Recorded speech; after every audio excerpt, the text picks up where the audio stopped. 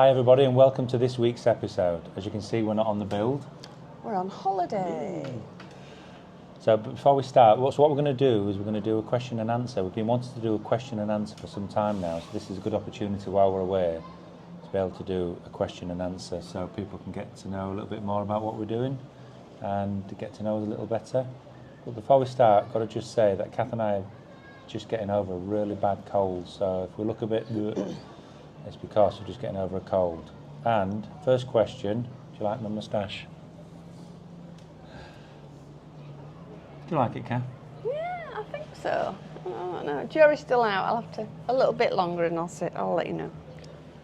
So, just a few seconds of a catch-up of us before we start answering some questions. Some of these questions we've generated ourselves, some that we've had from viewers.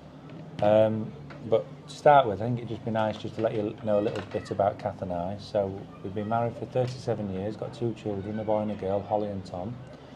And we've got 3 grandchildren, and we live, as you know, in southwest France. Our children don't live in southwest France, unfortunately. They're there in England.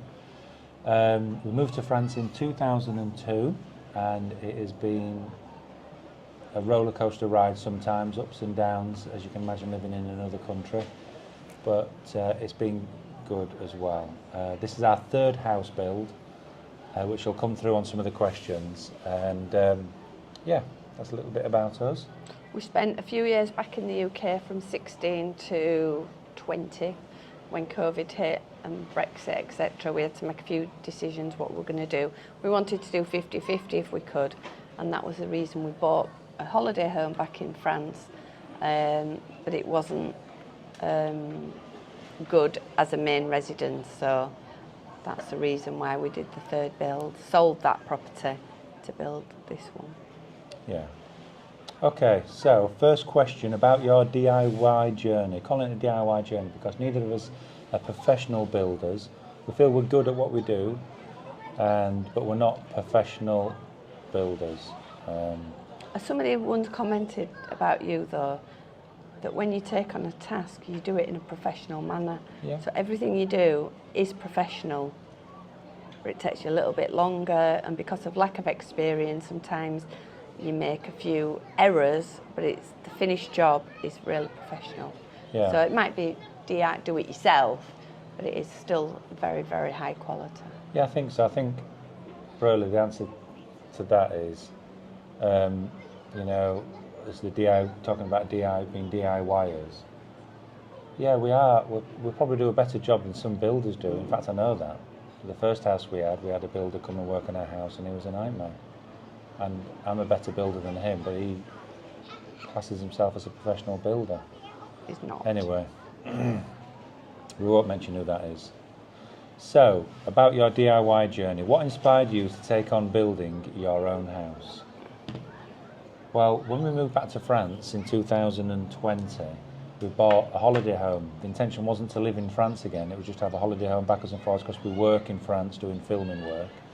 So, got this lovely house, and then Brexit and everything and COVID, and we decided, you know what, we would like to be back, but the house that we bought was only a holiday home, and it wasn't suitable for living in full time. It was too small and wasn't good enough for our lifestyle. We did think about, could we put an extension on? We had did some plans, had a little look, and it was like, oh, no. And because it was in like a community with a lot of other properties, all sharing spaces and the pool, it was like, no, we wanted to do our own thing again. So I don't even think we looked at any houses. We just automatically thought to build because you can get what you want. Yeah, and that's it. You can get exactly what you want, and you get a really good job done. I think they're doing a lot of lotissements in France where you get a lot of houses together on the same plot, and they can be a lot smaller. So I think the challenge was finding a plot of land that was going to be big enough so that we could put on what we wanted, and that was just amazing. The coincidence that we saw this piece of land for sale privately, and it was next door but one to the last house we'd built. We knew exactly where it was, the neighbours, and it was like, that's it. that's the one we're going to have. And it's just the perfect size, so that was all a bit strange how that all happened. So It's great. that was it. We're going to build a house again. So what lessons did you learn? What lessons have we learned, Kath, from the first 2 houses that we've applied to this one? Oh, many, lots. I think obviously you built a skill level up on the first 2 houses, and some of the lessons is get hired help on certain projects. It's not worth you trying to do it yourself. It's better to have someone else done because they'll do it quicker, better, and you can be getting on with other things. So that's what we've learned really. And just design, you change. The first house was a lot different to the second house. This one, so many similar things. But again, there's little changes. They always say you've got to build 3, your third one will be the perfect one. Or the 4th one. So what are some of the biggest challenges you've faced in DIY home building? The weather on this one.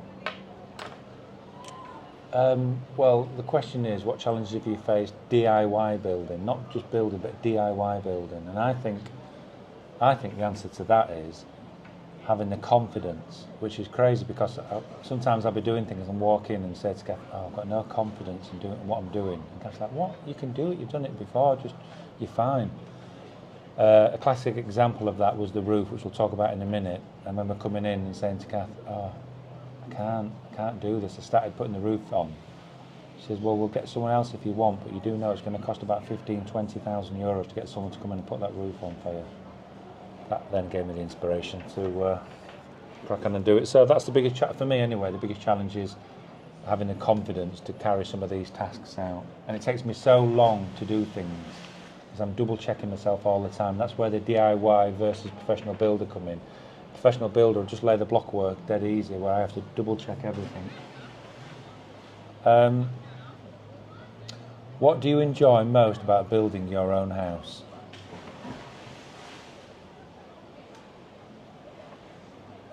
You've got control.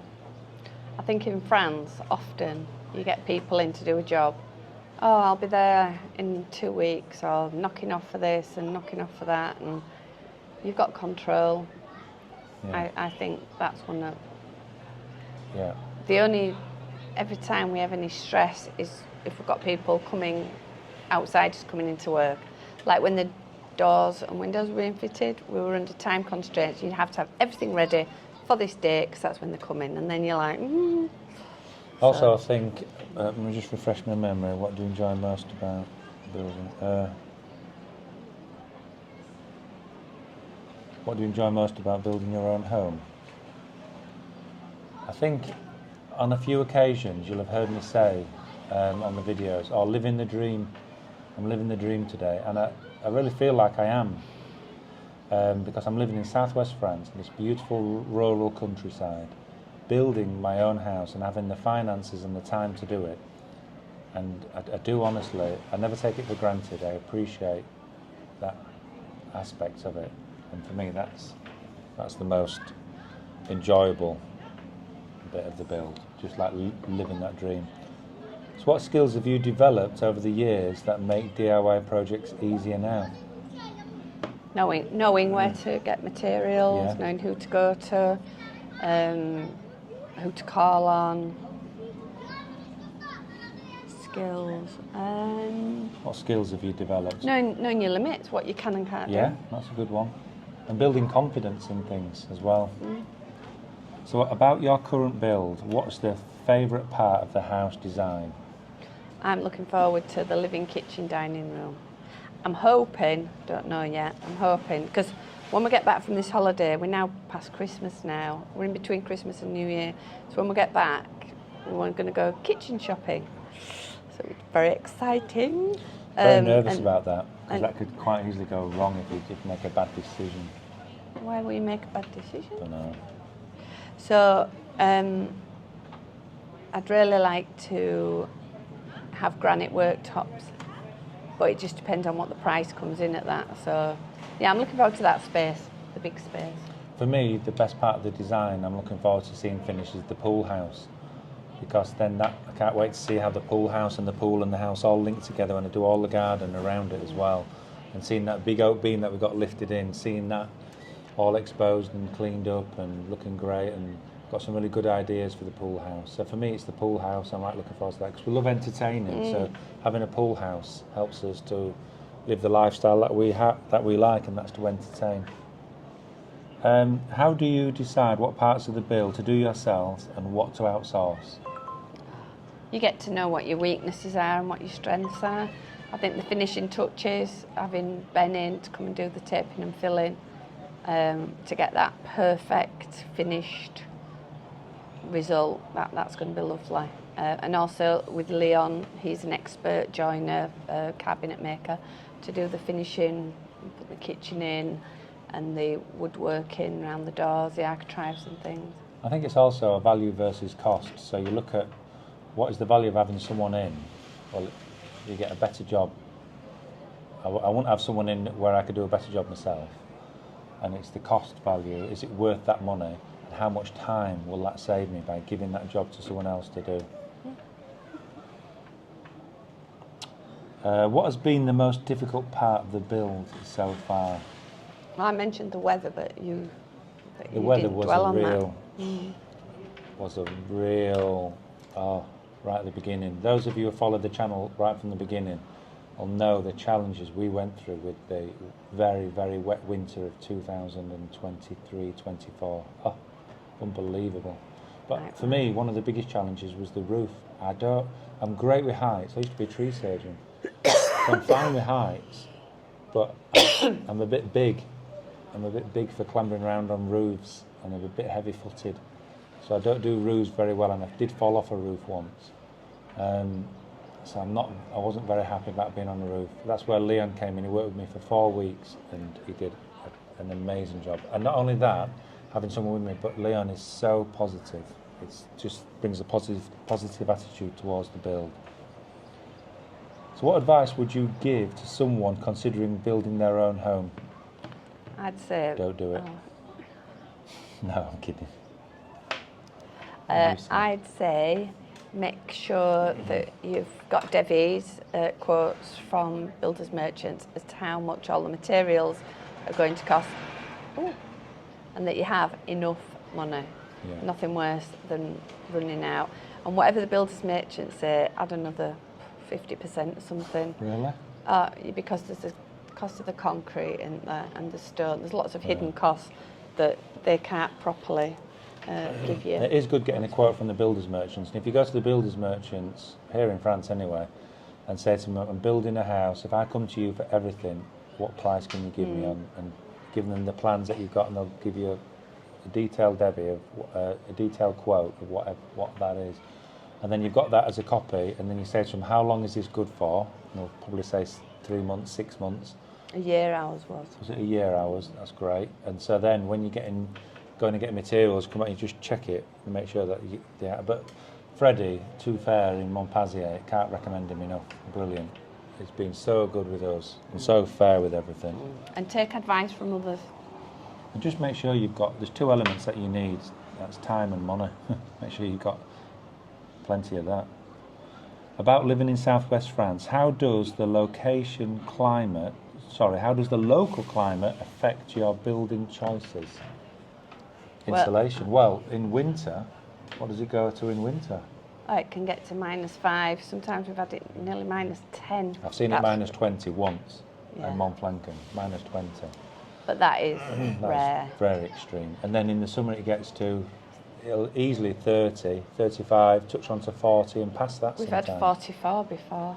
Again, you can get these periods of time. It might only be a week or 10 days, either end. But so how has that affected our build? Well, you've got to insulate it well for the winter and insulate it well for the summer, so the house don't get too hot. And also this is the first time we've done air conditioning. We'll put in underfloor heating in, which we did on the last 2 builds.